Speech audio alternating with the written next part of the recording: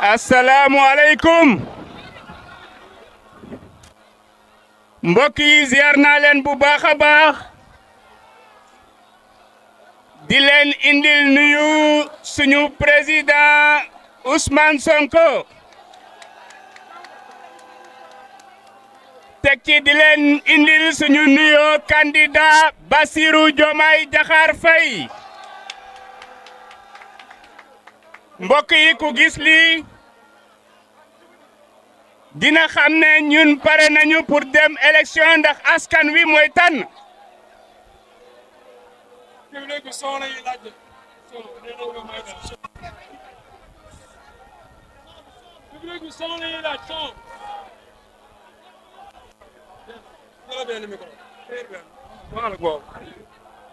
mbokk yi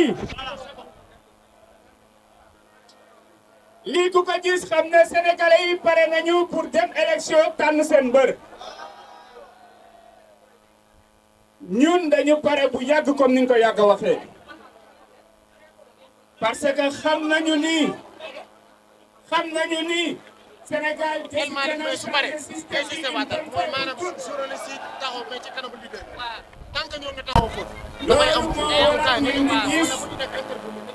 ñuy génn saako yi ñu leen di xëccaat ñuy génn saako yi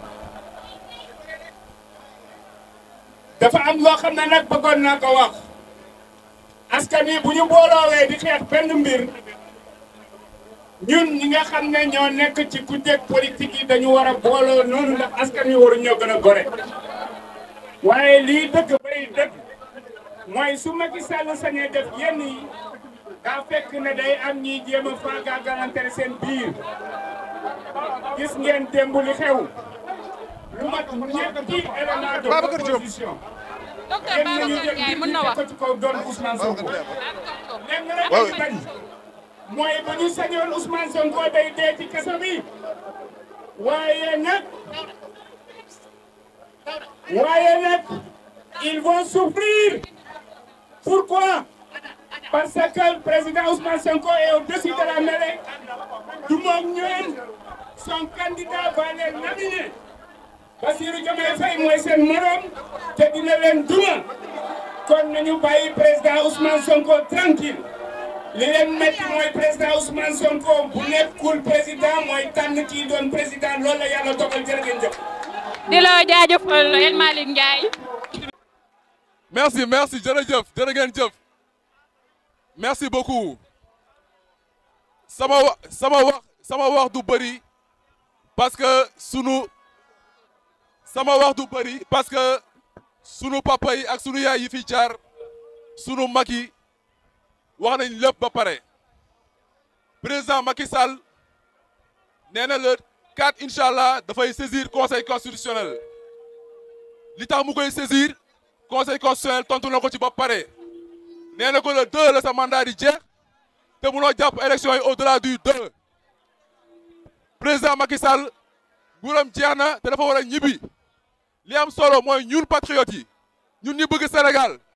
allo waaw mbokk yi li ma doon wax moo di président Macky Sall dafa bëgg a saisir conseil constitutionnel ngir laaj ko avis ci caaxaan yi nga xamante ne bëgg na koo def conseil constitutionnel tontu na ko ba pare te li mu ko tontu xam ngeen ko nee na ko da nga war a jàpp datu élection te munoo jéggi le 2 avril bi nga xamante ne sa mandat si lay jeex donc Macky Sall ci directoire la nekk Macky Sall ci tappale la nekk si caaxaan la nekk xam ngeen ni bu baax ni buñ jéggee le 2 mootul nekk président de la République du Sénégal def na li muy def ñaaw na si deram yàqu na yàq na deru Sénégal rusoo nañu te mi ngi nii li mu bëgg mënu koo am ku mel ni Ousmane Sonko ni mu valeuré ak ñi mu àndal ñëpp bëgg Sénégal doon ay patriote ñoo war a suppléer remplacer ko Sénégal à travers des élections libres transparentes et démocratiques tey Pastef am na candidat ñi nga xamante ne amuñu candidat mooy président Macky Sall bi nga xamante ne candidat am neexu ko waaye aussi yeneen langue ñi nekk dañoo nekk si opposition bi te nekkuñu si lu mel ni PDS te amuñu candidat aussi ñun loolu yëpp nañu xam ne dañoo war a focus li ñuy intéressé mooy on a un candidat qui vaut Sonko ndax Sonko mooy Diomaye Fadilou mooy Diomaye El Malick mooy Diomaye Birame Souleye mooy Diomaye ñëpp ñooy Diomaye Sénégal mooy Diomaye nañ préparé suñu élection gagné au premier tour asalaamaaleykum. salaamaaleykum mbokku Sénégal ñu ngi nuyu ñi fi teew ñëpp di leen sant di leen gërëm ci taxawaay bi waaye laaj bu ma bëgg a laaj boo xam ne sax xëy na xam naa tontu bi waaye dinaa ko laaj ndax ñi nga xamante ne ñu ngi fii ñu jàppale ma ci tontu bi laaj bi may bëgg a laaj mooy ñun ñi taxaw ci naaj bi depuis 15 heures est-ce que xam nañ lu ñu tax a taxaw est-ce que ñun ñi fi nekk xam nañ lu ñu fi indi Sénégal 18 millions de Sénégalais la ñu wax ne ñoo fi ne ci 18 millions de Sénégalais yooyu kenn rek moo ci waat kenn moo waat ci 18 millions de Sénégalais yooyu kooku waat lan la wax mu ne constitution bu Sénégal bu doon ci diine dañu naan alxuraan bu doon ci diine l'islam ñu ne alxuraan bu doon ci diine catholique ñu ne bible ñu ne constitution boobu kenn ci Sénégal moo waat ne dina ko sàmm ñu ne Sénégal kenn moo wax ne dina garantir sénégalais yëpp topp ci constitution boobu tey bu ñu dajee fii mbokk Sénégal dafa fekk ne kooku waroon na sàmm constitution boobu daf ko mujj salfaañe mu mel ni rek ñu nekk di julli ci juma imam bi nga xamante ni penku la féete woon jékki-jékki bëgg a féete sow est-ce que dinañu ko bàyyi mu continuer di féete sow pour jiite ñu moo tax ma ne ki nga xam ne moom la ñu dénk constitution bi bu demee ba salfaañe ko sénégalais yépp dafa war ñu taxawaay bu dëgër bii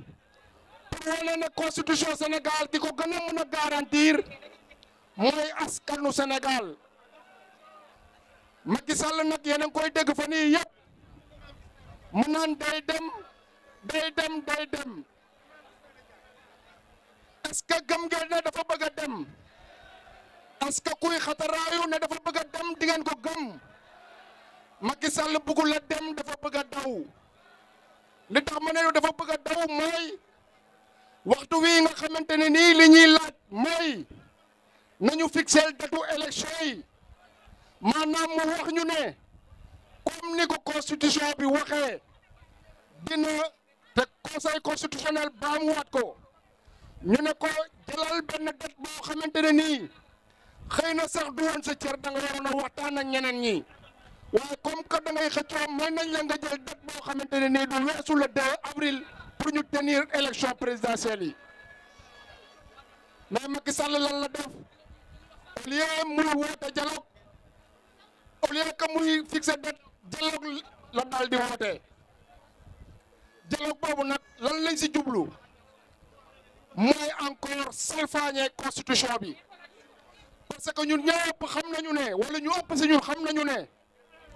article 92 bu constitution bu Sénégal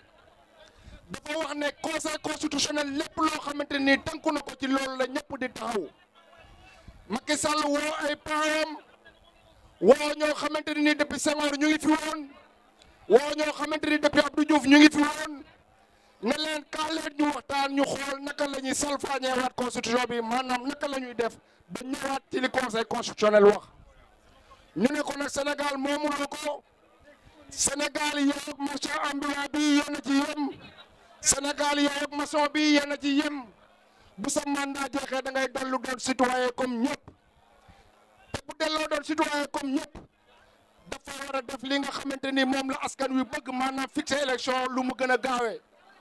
bu nekkee ne nag dafay yéexal wala mu ne day daagu pour def loolu Sénégal dinañu continuer di mobiliser woo nii pour pousser ko à ce que mu respecte constitution bi di leen sant di leen gërëm jërëjëf. alors ñuy annoncé imam Ismaïla Ndiaye bu aar suñu élection lëkkaloo ak FDD FC 25 daal di nag teg kuréel gu ñuy woowee front de la résistance nekk nag lu am solo tey à rappeler que front de la résistance moo woote waaye du FDD du F24 du aar suñu élection dañu booloo def benn say tous contre le monstre